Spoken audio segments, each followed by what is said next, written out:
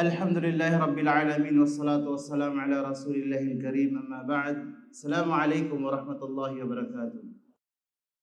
Alhamdulillah mga kapatid sa Islam, sinabi ng Propeta sallallahu alaihi wasallam sa kanyang hadith, kung tutusin ang hadith na ito ay maikli lamang, ngunit napakahalaga, lalo na sa kalinisan sa tahara, dahil ang Islam ay nagtuturo ng kalinisan.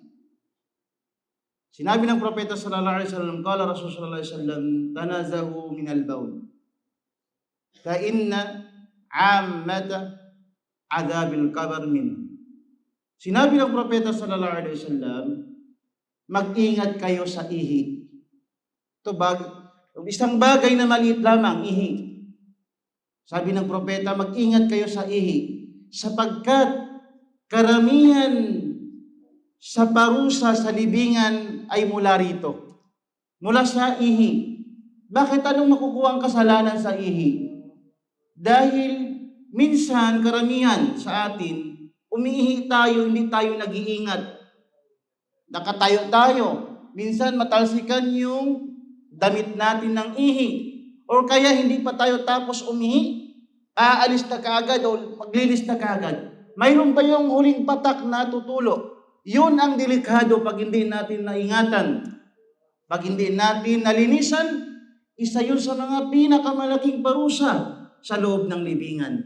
Sa isang hadis na banggit ng Propeta sallallahu alaihi wasallam, marra Nabi sallallahu alaihi wasallam ala qabrain. Innahuma yu'adzabani wa ma yu'adzabani fi kabir. Amma ahaduhuma la yastatiru min al-bawl. Sinabi ng Propeta sallallahu alaihi wasallam nang siya ay nakadaan sa dalawang libingan. Tingnan nyo maliit na bagay lamang. Nakadaan siya sa dalawang libingan at kanyang sinabi, ang dalawang libingan na ito ay pinaparusahan. Bakit ano ang kasalanan? Hindi naman masyado malaki yung ginagawa nila. Bakit sila paparusahan?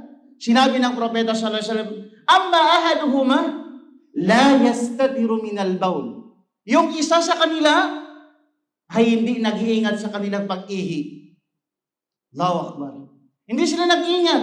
Ibig sabihin, hindi nila ninilisan ng mabuti ang pag-ihi nila. O kaya hindi nila nabantayan yung ihi nila, natalsikan yung kanilang pananamit. At sila ay nagsala na may daladalang dumi. Isa sa mga kondisyon sa sala ay yung kalinisan. Pag ikaw ay nagsala na hindi malinis, hindi tatanggapin ng Allah ang iyong pagdarasal. Kaya yun, malaking kasalanan. Ingatan natin. Ang pangalawa, yamshi bin namima.